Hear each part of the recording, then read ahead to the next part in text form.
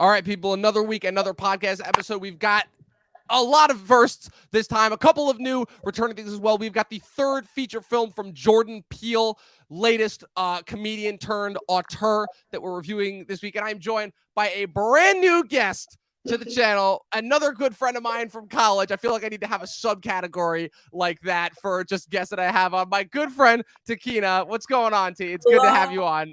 Oh, I'm glad to be here. I've been pumped this whole weekend, but especially the kickoff of the weekend was seeing this movie. I saw the matinee like as soon as it came out. So yeah, you were waiting for this one. I was ready. You were ready for this one. Yeah. So yeah, we're gonna talk about Nope and all the things that come with it. All of that on today's episode of the Talking TV podcast.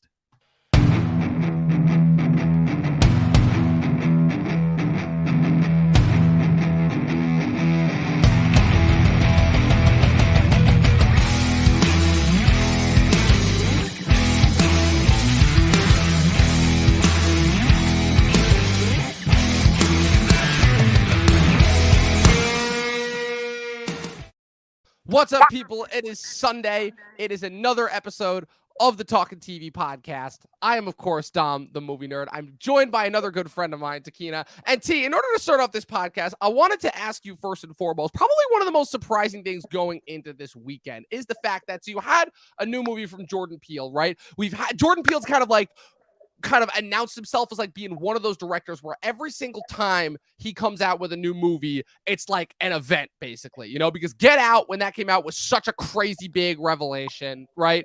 It was just nuts. It was out of nowhere. It was immediately pitched as being like from the twisted mind of Jordan Peele. People were like, wait, the guy from Key and Peele, what's that going to be about? And it ended up being just a complete revelation, hailed as like one of the best of the year. People said it was snubbed for Best Picture. Then they immediately tries to follow that up with Us 2 years later. Us had like a similar reaction kind of because it was kind of in the same tone, in the same vibe overall, but it wasn't necessarily, I feel like, got the same kind of traction I feel like they were looking for with Get Out. And now we have his third movie, Nope. It's obviously the latest in a long line of movies that were delayed because of the pandemic. They opened this up also at a completely different time period. His first two films opened at the beginning of the year. Get Out famously came out in February. Us came out in March. Now, Nope opens up in the middle of July. It's kind of slated as like this big summer blockbuster in this kind of age where people are still trying to figure out whether they want to go back to the movie theaters, whether going to the movie theaters is still worth it. Obviously, the box office is still at an overall completely low amount. So, T, I just wanted your thought process first and foremost before we got into this. What has been your relationship with keeping track of Jordan Peele's film career so far? What have been your thoughts on his first two movies, and kind of what were your thoughts going into this new movie, Nope? Yeah, like the first really and I'm gonna be 100% honest. I was not familiar with Jordan Peele until he I was attracted to him with his switch from like this comedy to more like TV based productions to film. So that's when that immediately drew my attention, kind of like similar to a lot of other people. And his line of movies so far, like I've always enjoyed. My favorite one was Us, most particularly, but Get Out definitely had a staple, and it was wow. I think like when I was ending high school or college. So like that was really a moment to where we as are like, in me particularly, I was like, okay, like this is a change. I saw it as a change in how movies were, of like really a generation of like what actually, to modern day people want to see. And I like, it was different, like it was out of the box. And I like movies that make you go home and think about it for days, for weeks. And that is exactly what these movies do. It's not like a distant thought of like, oh yeah, that was a good movie. It was like, oh my goodness, like I'm still talking about these hidden themes that he incorporates into these movies. And that's exactly kind of like what I was expecting going into seeing Nope. Right. He kind of sets that template, this expectation, as far as like kind of showing what he's capable of as a filmmaker. And I think why he's kind of made such a name for himself as like one of these new auteurist staples is that you go into his movies thinking that you're going to get kind of like a basic setup. Like it's kind of really interesting how he plays around with genre so far, where you go in to Get Out and you're like, okay, this is going to be another like kind of isolated horror hit. He's going away. It's going to be like more of like like he's got to escape the place. And you get that. But at the same time, he's able to incorporate like so many different layers. Like there's a reason why his movies are like incredibly rewatchable to a certain extent, because like you end up kind of getting this idea of it's like, oh, I wasn't like kind of even aware that this was a thing. And that was like already like where you're already trying to play this guessing game of like, okay, what the thing is going to be, where it's like you have like the biggest thing for me for Get Out was coming out is it's like, okay, what are the statements going to be that they're trying to make here? Like, I'm not really sure what this is trying to say.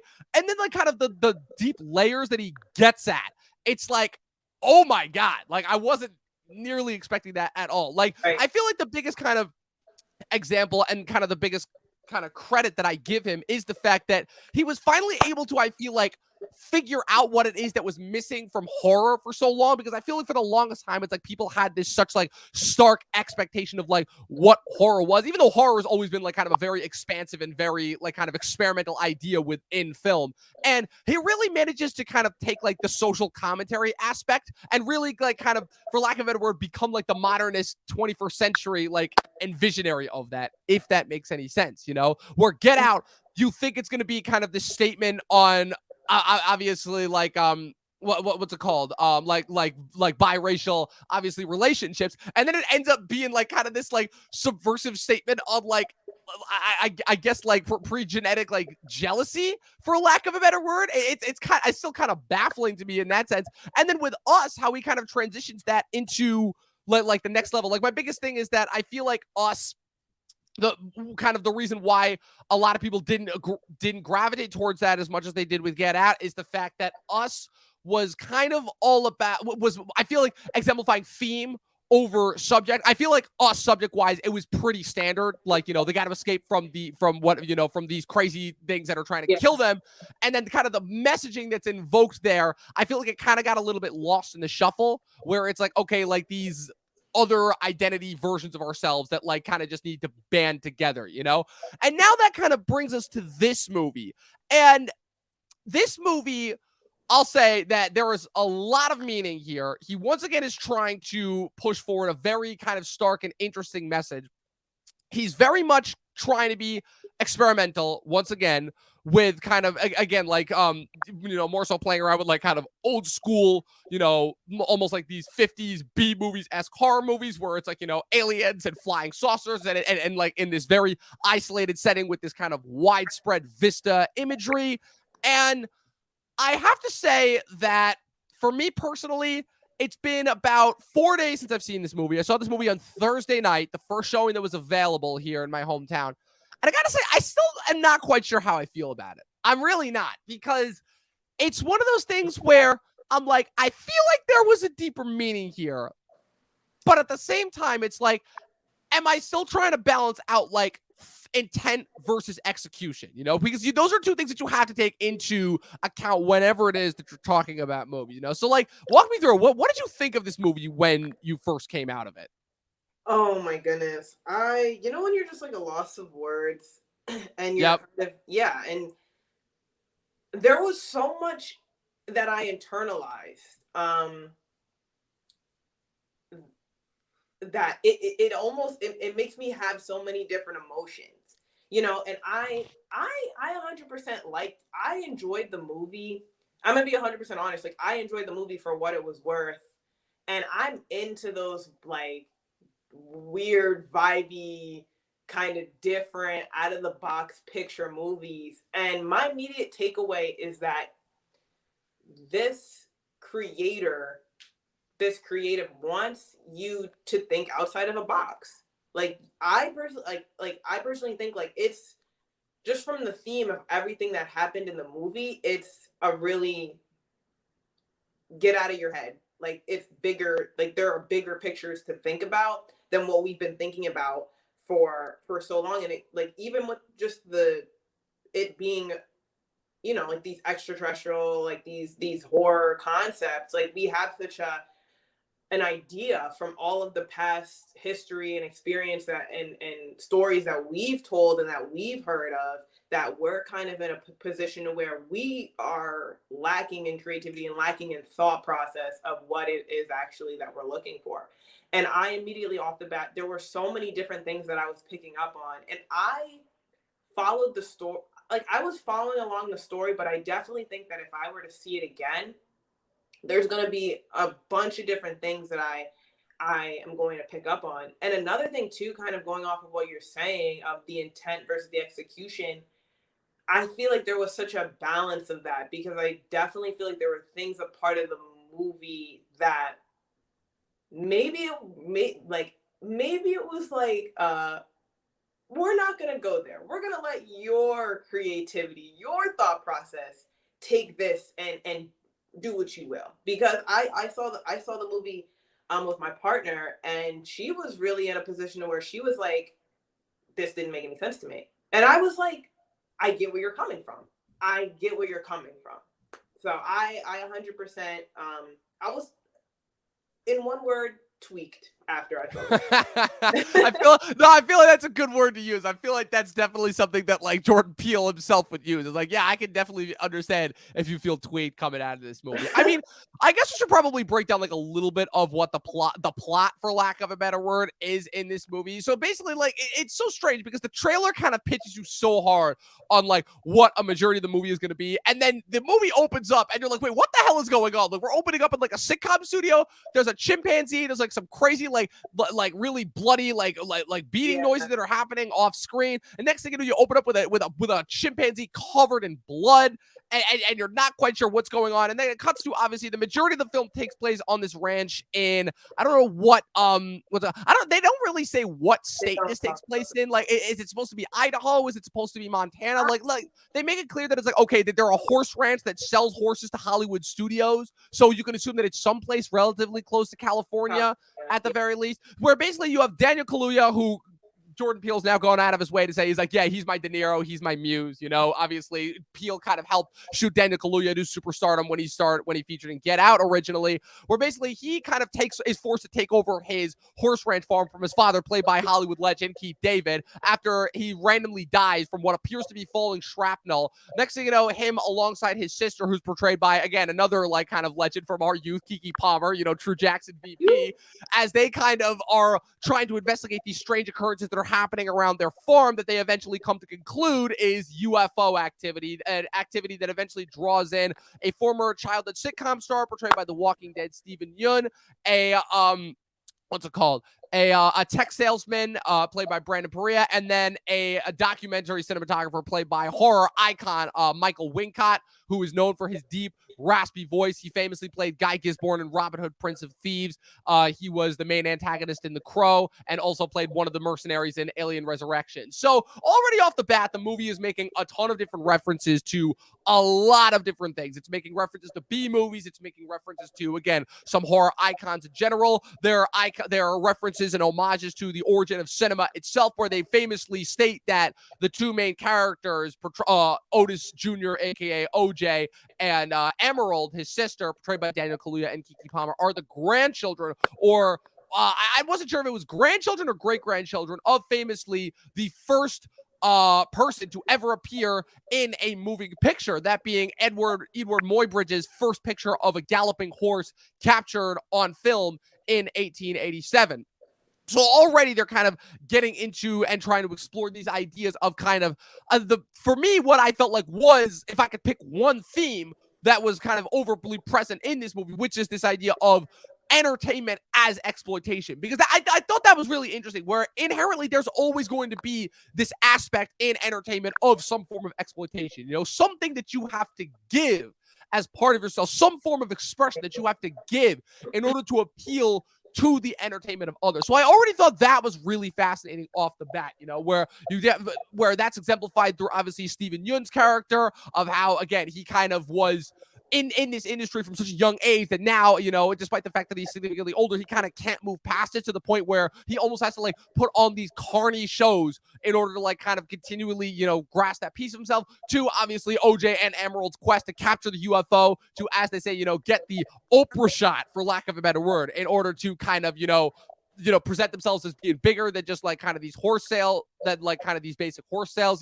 Daniel Kaluuya's character throughout the entire movie kind of has this just dissatisfied look on his face, as though he's like, yeah, like kind of, I'm only being utilized because of like my entertainment value that I provide, And then there's obviously just the idea of the UFO in general, which is just this kind of ever-present, overlooming, all-consuming entity where no matter kind of where they are, you can always kind of sense its presence, and the way that they present it. They don't really present the UFO as having one overall identity. They kind of just say that, like, okay, whenever it comes in, it just consumes.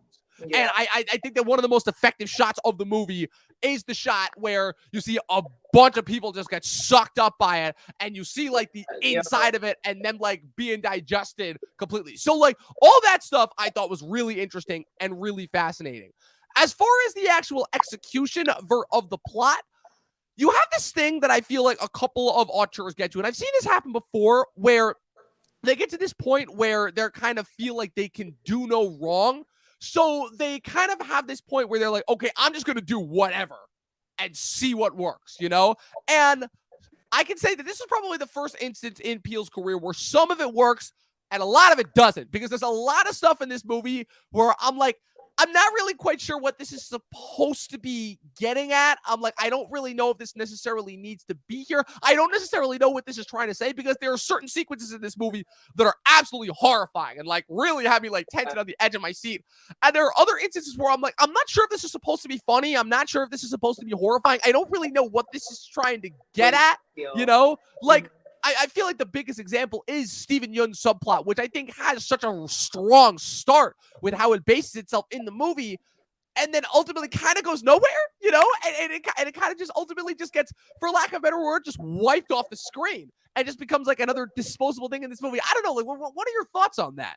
I thought that his character was really, it was intense, like you have to, it's rated R for a reason, obviously. And I think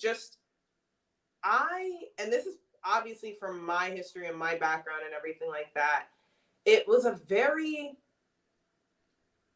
he came, I don't know how to put this into words, but I think it's really so, his relationship with the monkey was really like a transference to his obsession with these animals and like these different showings, and him being interested in, did he mention that he was interested? He talked about his interest in like extraterrestrials, right? Vaguely. I mean, the extraterrestrial, the flying saucer was part of the horror show that he was doing before it actually came out and like ate them all. So.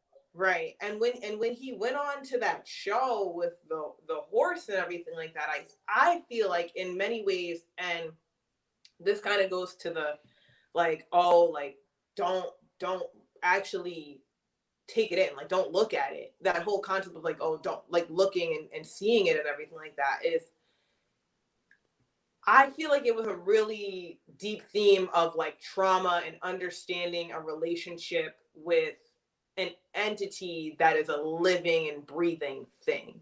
That's what I got from it. I definitely think that if I have to see it again to truly understand, but I think it was about creating a connection.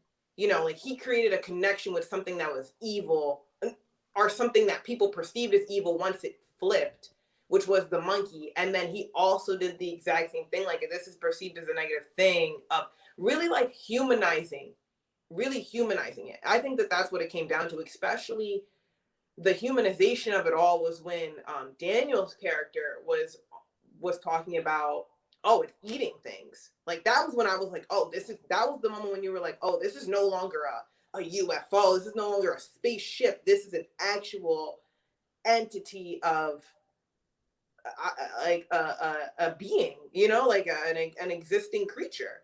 And Right, and that's I definitely a got big thing that he's trying to go for as well, where it's like, okay, like kind of because he knows as well that like, okay, if it's a UFO, a flying saucer, right, we're gonna have like kind of a lot of these preconceived notions about yeah, like what it could be. That because most of the time we usually think of them, and they're usually just like an apparatus, a device for like transferring alien life. And so the fact that he actually kind of utilized the UFO as an actual no that it's yeah, not containing life, it is like the for lack of a better it, word, like the life itself. It acts more of like this parasitic symbiotic like kind of like prey, almost not prey, that's the wrong word, like predator almost, yeah. And I think kind of just going off that, and he Jordan Peele throws it in the movie all the time of this like the little aliens, like Yeah, you're in your mind throughout like right. quarter, maybe even half of the movie, you're like, oh, what's in that thing in the sky are a bunch of little, aliens. And just I was amazed the entire time,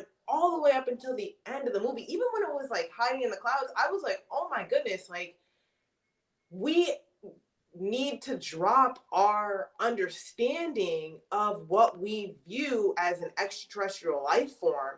And he like that thing was insanely, I don't want to say, like And if anything, you could almost make the argument that it's like, okay, and by default, we need to drop our preconceived notions of just kind of like what we kind of believe to be like anything, for lack of a better yeah, word. Like, I don't know. Like, I feel like that might be grasping at straws, but I feel like he was kind of being a little bit transparent with that. yes, and even just the size in size, it was an immaculate size. It was intensely like blue. I was just the imagery of that I was taken away from, but it was definitely a sight to see. And I think that is what just our understanding of, what do you call I'm thinking of uh Area 51, like, like, Right. and I think Jordan Peele was really pushing in this movie, like, if we're gonna have a conversation about this, we don't know what's out there. We Right. don't know what's out there, and this is just another thing that I feel like he was trying to get across. Like, we need to start having like a conversation about these things, because this is there are different things out there, and like It's funny because it reminds me of a meme that I saw on Facebook. I want to say like last week, where it's like the 8 different types of alien life forms. Where it's like, okay, it's either we're the only life in the universe. The aliens are more intelligent than us. They just don't want to interact with us because we're super dumb. The aliens are like an advanced form of life that have transcended what we kind of perceive as being physical form. But the thing is that like I don't necessarily know if kind of the actual extraterrestrial forms are kind of a priority that he has in this movie is the thing. I yeah, feel like kind of, if anything, that's like the last thing on his mind as far as what these things actually are. I feel like he's much more focused on them as a symbol more than anything else. And I think that's kind of where my problems come into it. But here, finish your point first. yeah, I definitely think it was more of the not actually what it is, because it could have been anything. Right. Oh, and it could have, but I think it was more of the interactions and the reactions that it had with the actual people and the living characters on it, just from the small TMZ character trying to make money off of it, Right. all the way up until the people with the binoculars like tweaked out, and how it was how people saw it, even all the way to the police kind of setting up and saying like, oh, we don't know what it is. I think it was that concept of like just and I keep circling back to it. I think it's just like that unknown presence of really like believing, seeing is believing. Right. So I think it also kind of has a lot to do with the characters as well, where kind of, again, we have Daniel Kaluuya and Keke Palmer as our 2 main characters. These 2 incredible actors, as we know, that we both know are very capable of. And it's almost like they're underplaying their roles, at least Kaluuya is, like, almost intentionally, where even though I think they're both doing great, like, it's almost like Key Peele is intentionally underwriting them, where, again, like, the only thing that we have that's kind of really appealing to us is Keke Palmer and how charming and how kind of engaging she just fills every single scene that she's in with such this pure charisma. But even she almost is like kind of being set up as like kind of an unlikable character for starters, because she's kind of fulfilling like she's the okay, well, I'm here because I care, wink, wink, but really it's like I'm just here to get whatever money I can, out of this in order to support my fledgling career.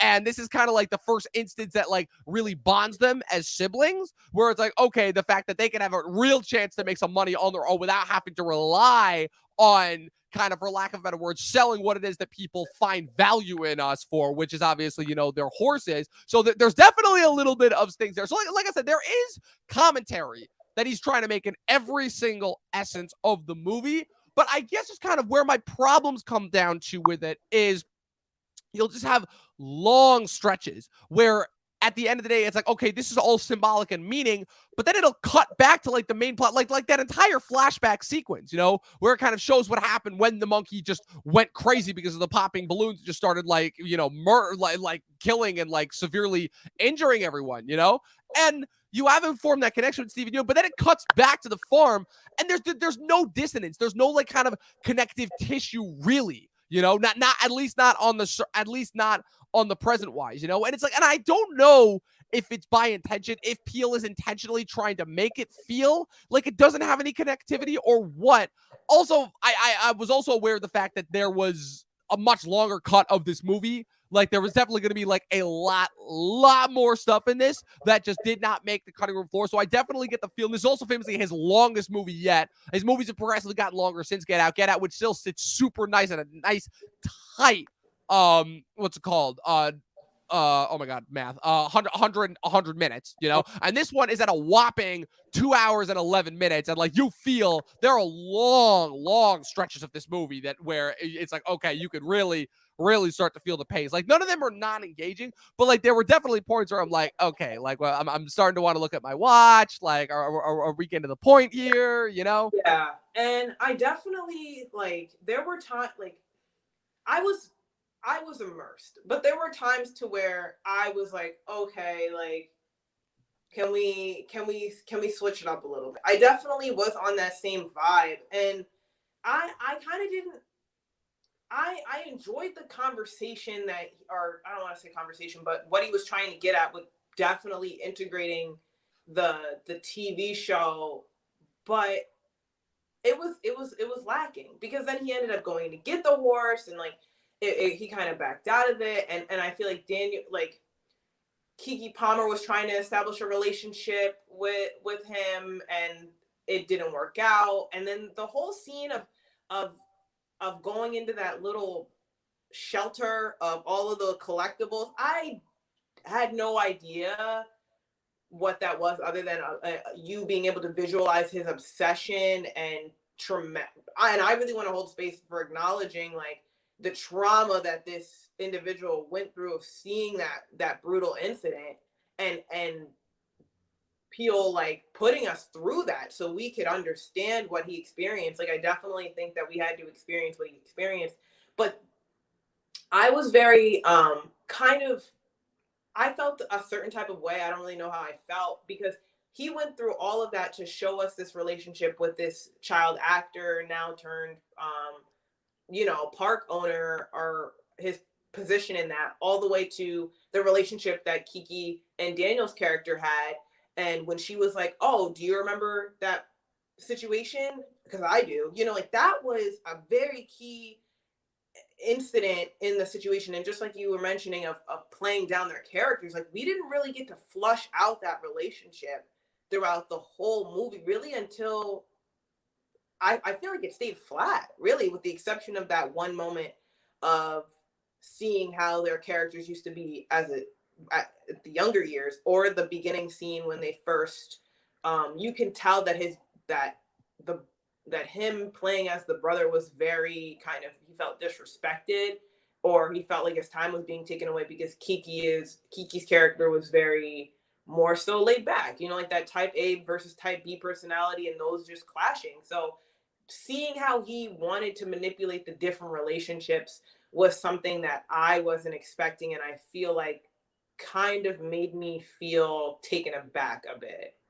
Yeah. So, Yeah. Yeah, so I'm looking at some of the behind the scenes, like kind of production statements and everything. And already, I mean, I feel like this is already like confirming a lot of the things that we're talking about. So obviously, so famously, it's just a couple behind the scenes things. So Peele famously chose Christopher Nolan cinematographer that has shot his last couple movies since what's it called? Since Interstellar, Hoyt van Hoytema, who famously shot Interstellar, Dunkirk, and most recently Tenet for Christopher Nolan. So that kind of is already present. Peele states that he chose the title Nope because he wanted to acknowledge movie audiences and their expected reactions to the film. So already he's playing around with like again, like people's already preconceived notions when it goes into watching movies, about how people are already kind of willing to give a negative reaction before they even are able to form an opinion on the movie. He also said that he considered titling it, obviously, Little Green Men, in a reference, a theme about humanity's monetization of spectacle. So already that's kind of present there as it is. He also references famously, what's it called? He features the 1972 Western film Buck and the Preacher, famously starring, one of the most famous black actors in Hollywood, Sidney Poitier, saying that it was the first film that he knew of that featured black cowboys represented in it. The myth that cowboys were just white guys running around, it's not true, and obviously we don't know that because Hollywood had the romanticized view of a very brutalized era. So that definitely kind of is also very present there, and then that's something that is not exclusive to Peele. I feel like a lot of creatives in Hollywood recently have been trying to get into like kind of certain aspects of the past that were not necessarily explored. This idea that obviously, yeah, just the idea of like them trying to paint a different view of Westerns. Exactly. So that's obviously another thing that another kind of present theme that takes place here that they're trying to get across.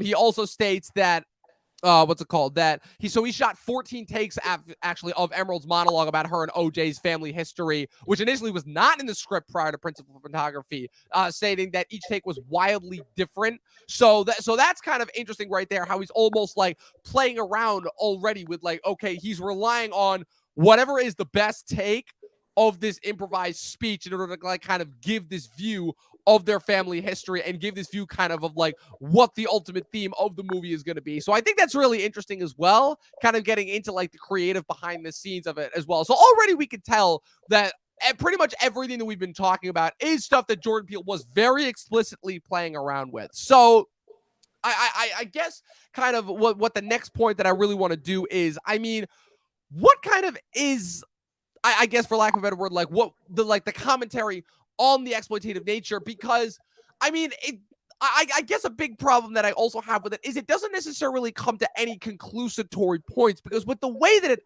ends, obviously, it ends with kind of all the figures that are trying to comment on it ultimately being devoured by this entity. Famously, Steven Yeun, when he's, trying to pull off a show, which clearly has an extraterrestrial portion of it, him and all of his audience just get sucked up by this thing, You have the Michael Wincott character who comes in, and famously, it's kind of a known thing that whenever the entity passes through, I think they call it Jean Jacket or whatever is the title that they come with it. It famously wipes out all the electricity in the area. So he's shooting it famously on a manually operated.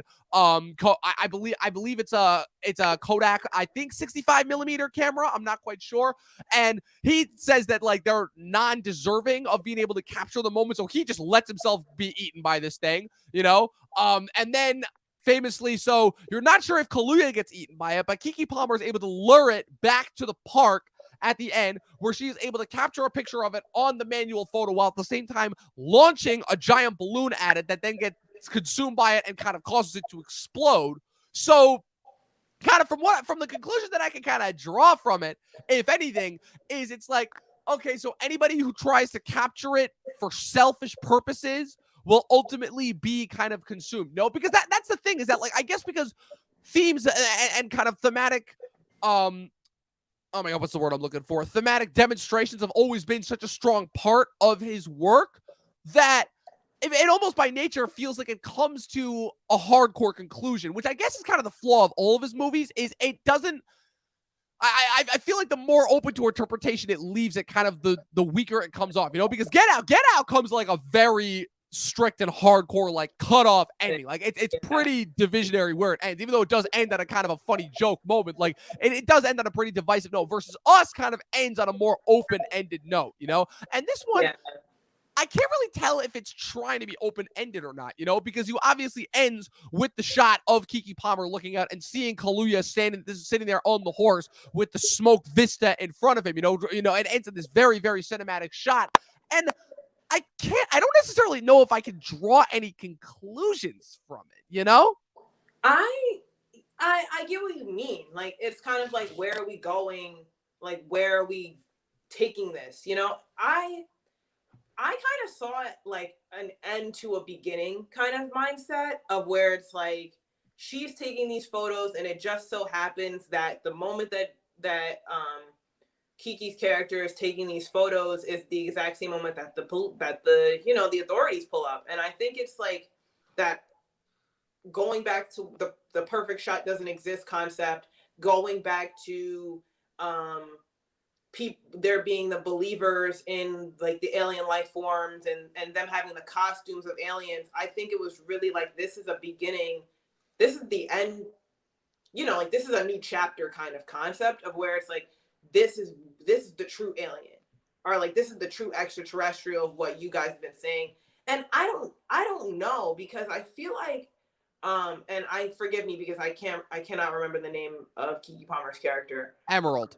Okay, there Yeah. you go. Thank you. And Emerald was started off as like, I want this for a monetary reason. I'm going to exploit this and find this for a monetary reason. And then that realization of a being, that realization of this being a life form switched, and it really turned into okay, now I'm doing this because this is something that people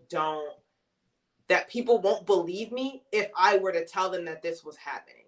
And I think that it's the exact same situation of the monkey situation, and it really being like, he's not really he cannot explain to you the situation of how like, he doesn't want to tell Emerald the situation of what happened, because you just had to be there. Like, you need evidential proof of what exactly happened.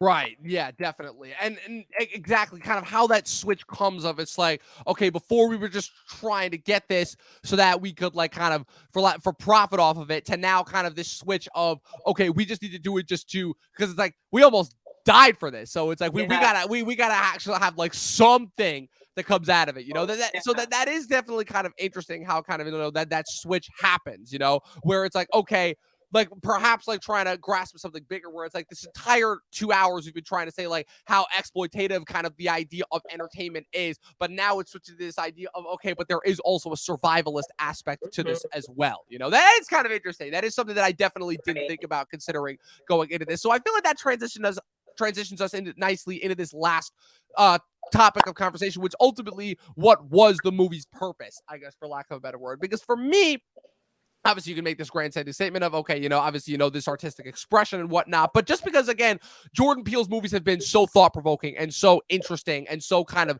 different, for lack of a better word, like it's something like every time you watch it, I guess that's kind of like for the third time in a row now, Peele has stated that for better or for worse, whether you like it, quote unquote, or not, you're going to get something that really is different than anything else that you watch. Again, we're still coming off a time period where it's like, oh my God, like just every other thing is a Marvel movie. And it feels like, how many different Marvel and superhero things are we going to get before people finally start to grasp onto the fact that there are other things to watch, literally to a point where it feels like nobody else is interested in watching anything. And it feels just like so much of the content and art that we get now is like so few and far between, where it's actually going to be good and worthwhile and interesting and watching. So it almost feels like there's some aspects of that involved here as well, where it's like, okay, I don't necessarily know if I care. Well, at least kind of, from Peele's standpoint, he's like, okay, I don't necessarily know if I care whether you guys like this, quote unquote, or not. I just want you to come away from this kind of thinking about something in like such a different and deep perspective, which is why I don't want to write this off immediately as something where it's like, oh no, like this is not something that you guys should, quote unquote, not watch for watch. I definitely think this is worth watching 100%. Like, this is probably still going to be one of the most interesting things that I've seen all year. But it's like, I guess the thing that I'm still struggling with is I'm still not quite sure whether or not this is something that, I guess, achieved its purpose for that, which even that I can't even say is it, because I don't really necessarily know or want to make statements on what the purpose of this was. I just feel like, kind of, in order to summarize it, I feel like this movie had a lot of interesting potential, but the ultimate final product is something that just felt maybe a little bit too ambitious for its own good, because the commentary on entertainment as exploitation, and obviously, it also incorporated a lot of aspects about kind of the all-consuming nature of people's drives and kind of where that drive comes from, essentially, where it's like, okay, what exactly motivates it? Does it come from a place of selfishness, or does it come from a place of self-centeredness? Because people always talk about the need of, it's like, tell your truth, tell your story, all that. But so much of the time that, and as we know, just from knowing what we know about the industry, because we have so much more insider access to the industry now than really anybody did previously, about how so much of the time we know how that kind of like puristic drive can get warped and corrupted by that attention, by that kind of, what's the word I'm looking for? That kind of like, ego, the kind of that ego fueled drive, where it's like, okay, now I'm just doing this in order to like satisfy other people, which in turn satisfies me selfishly, It kind of comes across as, ironically enough, what is perceived as in this movie, which is kind of lofty with just a lot of dead space in between. It feels like he's so focused on the imagery that and the characters as devices in order to kind of get through a lot of the symbolism, that I don't necessarily know if it gets across the point fully. Does that make any sense? No, I get what you mean. Yeah, I get what you mean. I feel like also, like, even when you're talking about it now, there's a lot of things that I am just not realizing. Like, there's so many little things to where it's like, it's hard to make a big picture out of all of that. And even kind of going back to the relationship of to the relationship of Emerald and OJ, right? Yeah. Of kind of, you hint on the relationship that she had with her like grandfather, and like her great great grandfather, and kind of the relationship that she had with him, and then the whole situation of their farm and breaking in that horse, to then kind of like, well, is that what's driving you to want to sell this harder? And where's, like, really finding out where that's coming from. Is it because of the fact that she didn't get the opportunity to do what she wanted to do? And that speaks on louder volumes of just how this is in a societal view of kind of like, a lot of people do that. Like, a lot of people have these motivations, like you said, Dom, that stem from something way back. And to really, that in itself, and that relationship, and then the monkey scene, those instances of what you experienced as a child really do flesh out. And that's a big conversation happening right now, of like your childhood memories impacting how you act as an adult, and what it is that you're really focused on. This idea almost of like the past acting as like this nostalgic cushion in order to, like, as a springboard for you, almost in order to go out there and have like a deeper, more fulfilled life. But then you kind of like also like go backwards and backtrack, and you're like, okay, were those memories really as good as I remember them being? Or am I just kind of like, are they that way because of my own natural perception of them? Because, and you're right, because OJ had a different perception of the situation as he was training the horse. He was like, that was the worst experience of my life. He was like, that was not fun. So what you think it is not what your perception is different. And I think now that we're really talking about it, it's like, for me, I'm thinking like, and not saying that this is really truly what he was going for, but I'm taking away of like your perception of things, how you view things, like your perception of what it is in the sky, your perception hidden in plain sight. Right. Exactly. Especially since that's a big portion of the Alien, is that it's like everybody who comes in, they're like, yeah, that cloud that it's hidden behind, that thing doesn't move no matter how many clouds, go by. The fact that every time they try to capture it on camera, it almost feels like there's something that comes out of the way, like this active guide. Famously, obviously, the Alien, again, it emits some sort of electromagnetic pulse that wipes out all electricity. But then the one shot where they get of the camera on top, you have the praying mantis that comes out and just happens to conveniently be in front of the camera, this bug viewpoint whenever they do try to capture images of it. And also the fact of, like, as far as OJ and Emerald's relationship there goes, just the fact that, again, Emerald almost has this like rose-tinted view of it, because she clearly, there was a large part of her time where she wasn't around for. When she comes into the beginning, it's like, okay, OJ knows that she's going to be late, because she's off doing some other things. She's automatically trying to pitch her own kind of side hustle that she's got going on. And it's like, OJ's got this different experience because he was kind of stuck there helping out his dad. And he probably felt like he had this obligation to serve and felt like he didn't really get to live his own fully satisfied life, versus Emerald clearly went out there and did her own thing for a while, and clearly got, to live the life that he may have always wanted to. So there's clearly some form of like jealousy there that they're attempting to overcome as well. Yeah. And honestly, like just those two characters in itself, you have this very introverted, very soft-spoken character. And then you have Emerald. And I was really surprised, not surprised, but just seeing that form of representation of the character that Emerald portrayed automatically. Yeah, it's very different. It's a very different type of a character that we usually don't get in a lot of, like, forget movies, just I feel like modern media in general, you know? And that's a big thing too. And it's like, personally, to see someone that, like that representation, I'm like, oh my goodness, like not to mention that's an icon that we all grew up with. Like, we all grew up with Keke Palmer, so we have this this preconceived notion of her in our heads, and now kind of seeing her in this whole new phase as like this adult, like professional actor. Like, that's really cool. And I enjoyed that. It was, and going back to the point to where you were like, I feel like they were kind of underplayed or underwritten. The first 10 minutes of the movie, I was really struggling with Emerald's character. I was very like, okay, like, where is this going? Like, lead me, because off the bat, OJ was a strong character immediately, even though the character was soft. But Emerald's was really like, okay, are you gonna be, like cocky, or like what is your character portraying? And then it turned into being a very, especially after the scenes with the brother, after the scenes where you got to understand them, it kind of switched. I feel like she became more of a softer character and OJ's character became more of a strong. But at the end, once it got to the middle of them kind of fighting off the creature and kind of getting this adventure going, they both kind of came together very strongly. And I really enjoyed just seeing the relationship develop of kind of like, okay, like, we're a team here, like we are equal people. And, right. And like, and that's something I think also like we need to take back in a society way, is it's when it comes down to life or death, there is no, and that's across a bunch of movies. When it comes to life and death, we're all, like, we're a team, we're equal. So Speaking of life and death, the last point that I wanted to bring up before we wrapped up and got out of here. So that last shot, obviously, where Emerald sees kind of the smoking vista, and you see obviously OJ on the horseback. Again, very emblematic. Again, going back to the original shot that we see at the beginning of the Edward Moy Bridge, kind of moving photo of the first black man captured on film on the horseback. Is OJ alive or dead at the end?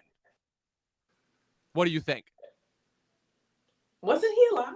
He wasn't. I don't know, because we didn't see him get sucked up. We saw him staring, obviously, at the spaceship. Again, famously that's what is shown, is that, like, obviously, if you don't look at it, it's a way that you can avoid it. But he's famously seen staring at it, and then it cuts to Emerald as she finally gets the bike working and starts heading into town. So we don't see him get sucked up. They deliberately cut away from it because they want to keep it ambiguous. Oh, so even though at the end we know. Right, so you don't know if it's like, okay, is she like seeing kind of this more idealized version of what her brother always wanted to be, or is he actually alive? It's a loaded question, I know, but it's I'm gonna take it how I see it. I think he just never. I think the plan worked so precisely in terms of what's not looking at it that it ended up being that. But since it kind of did, because obviously, again, every part of their plan went tits up because the cinematographer got sucked up. The tech guy barely managed to avoid it, and then she was only able to get it because she ran into town, because she lured it into town when it like kind of opened up and like evolved itself. I also think it was also kind of really interesting how when it actually ended up opening itself up in order to form this like almost like jellyfish form in a really weird thing, and then she like let the balloon up, and then that's what like if anything, like, again, like causing it to bite off more than it could chew, very obviously, and that's what kind of caused it to explode. Yeah, I think the ending was, for some reason, it was, I don't want to say melodic, but it was more of like like this, it wasn't it wasn't scary. It was like heart racing, like in your seat. But I don't know if he, since you bring that up, like, I don't know. It doesn't seem to me like, it doesn't seem to me like he got sucked up, but he could have very much. That's a strong, we don't know the power of what it actually was to actually tell that. But I think that is up to our interpretation of how strong do you think this was, regardless of the plan. Like, do you really think that this thing is more capable and has more power than a human in order to consume it? If that makes sense. Right. No, definitely. It's certainly interesting to say the least. Like, where again, it's almost one of those things where it's like you can't help but be ambiguous, because it's like, oh, I just feel like it's at that point where it's like, once that filmmaker gets to that certain point, like I feel like it was like Christopher Nolan with Inception, Inarritu at the end of Birdman. Who else? There was one other example. Crap, what was it? Denis Villeneuve with Prisoners. Like, every time these filmmakers get to that certain point, it's like they almost can't help but be ambiguous whether the story and subject matter warrants it or not. I definitely feel like, again, if he'd gotten to do his longer cut and got to put in all the extra stuff that he wanted to, I feel like we may have gotten a little bit more context as far as to how that goes. But as far as in its current present form, I don't necessarily know if it achieved. So that kind of brings me into my final thoughts on the movie, which is that, while certainly an experience to say the least, I still can't but help but feel just a little bit unfulfilled. Where, as interesting as this movie was, I still feel like there was a lot that was left off the table as far as what this movie could have actually gotten across, what this movie could have actually like really been about. Like, and really, like, I feel like every time it presented its themes really well, I feel like it was only grasping at them as opposed to like really selling them and selling them and sending them home. I feel like, if anything, it's almost like he was too not scared, but almost like he didn't want to like outwardly make any outward statements and just being ambiguous for the sake of ambiguous. But I feel like it just needed a little bit of an extra touch up in order to really, really hammer its point home. I think we could have had something really special here. So for me, I'm only unfortunately going to be able to give this a 3.5 out of 5 stars. What about you? I'll give it a 4. I'm gonna give it. All right.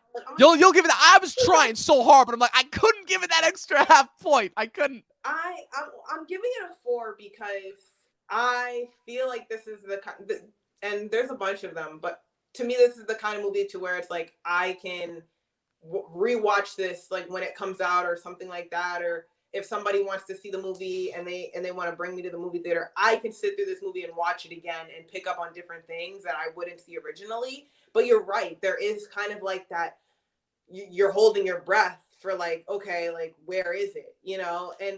And I feel like, kind of going off of the previous films, like, there's a lot of things that get left unsaid because it wants to strike up a conversation to make people, he wants you thinking about this. He wants you to kind of feel in a way of like, what do you think? Like, where is this going to lead us? And I love that on my last point, because it's really, it's time for us to have more creativity and start, like, that's for damn sure. That's for damn sure. Specifically in movies and people and shit that people watch in movie theaters. Because again, it's the argument that people have been making it for the last couple of years. It feels like ever since the pandemic, it feels like all the creativity, even now more so than the last couple of years, is going to streaming and the streaming platforms. And it just feels like just the overall creativity is just gone out of the movie theater. And I feel like, if anything, the one thing that can be taken away from this movie is that we can still have these really interesting and thought-provoking creative experiences that can also feel cinematic and big and grand.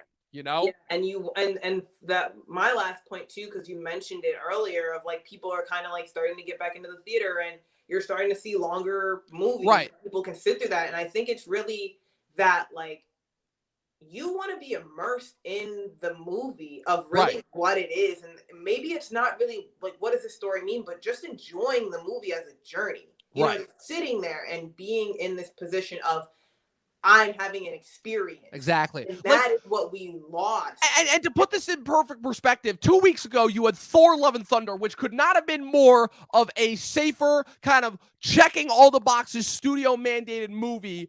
and people hated it. Like I think it's like, I think from like just an audience perspective wise, I think it was like the lowest rated Marvel movie yet. I feel like every single person that came out of it was just kind of tired of the Marvel formula. They're sick and tired of, like, kind of, for lack of a better word, the theme park ride in movie theaters. So I feel like, if anything, the box office trajectory is going to be really interesting to track. This movie famously cracked 19.5 million for its opening weekend so far. So I would have to check specifically and see if that's highballing or lowballing and kind of coming under what they projected. But I think it's going to be really interesting, especially considering that we've only got like one more big blockbuster for the summer in 2 weeks, and that's Bullet Train, which is the Brad Pitt action film, kind of ensemble-based action film. And so it's going to be really interesting to see kind of what the trajectory of this movie is going to be going throughout the rest of the summer and then into September and October. It's also going to be interesting to see if this movie kind of has a second life on streaming once this hits streaming, because obviously we know that the another big thing that's not helping is the fact that the windows between when films are in theaters versus when they're on streaming, I know, is also still not helping it as well. Because again, people are wondering like why they're still not going to see movies in theaters versus streaming, is because on top of a year and a half, 2 years of being only able to watch movies on streaming, and people finding that it'll be better to save their dollars and watch something on streaming and not have to deal with kind of the excess stuff that comes with the movie theaters. On top of the fact that we're in a recession, so the big chain theater prices, those ticket prices are higher than they've ever been before. It's ridiculous. You're having to pay like $23 or something now in order to go and see a movie in theaters or something like that, depending on which chain that you go to. Not to mention the fact that, again, the biggest thing, the window between theaters and streaming is so short. It went from like 90 days to 45 days, which is insane. Like, that's like, it barely gives movies enough of a window in theaters. But it'll be really interesting to track where this movie goes kind of as time goes on. T, I wanted to thank you so much. This has been an absolute blast. This was so much fun. I can't wait to have you back on. You're definitely coming back on at some point now. When you said it was Sunday, and I was already going to see the movie regardless, but when you were like, come on and like, let's have a conversation, I was ready for it, because I definitely feel like hearing and understanding other perspectives makes you see it in such a different view. And 100%. I mean, that's the beauty of podcasting, right? It's you get to vocalize your thoughts, and it gets you to, like, again, if anything, it's an extension of the movie itself. It gets you to think about it. It's a different perspective. So, like reliving the movie. Thank you. Yeah, exactly. So before we get out of here, do you have any social medias that that you would want our online viewing audience to view you on? Yeah, check me out on my Instagram right now, Takeena with TAKEEN and then 5 A's. Literally, it's just that. But I'm definitely happy to always come back again and have a strike up another conversation, because it's always a good time. Absolutely. Not to mention the fact that you're one of my few friends who like actually watches stuff other than Marvel movies, which is definitely super satisfying, because the amount of people who it's like, man, who actually watch stuff other than Marvel movies, and then who actually want to come on and talk about stuff, and that list grows smaller and smaller by the day. So that is, of course, beyond satisfying, to say the least. You can, of course, follow me across all platforms at Movie Nerd Reviews. Be sure to follow the official Talking TV podcast across all platforms as well. Be sure to subscribe to us if you're watching us on YouTube. Give us that follow if you're watching us on Twitch. And also be sure to tune into new episodes of the podcast that are released every Monday on Spotify and Apple Podcasts. We'll be back next week. And as always, people, 12 seasons in a short film, and watch more fucking movies. We'll see you guys next time.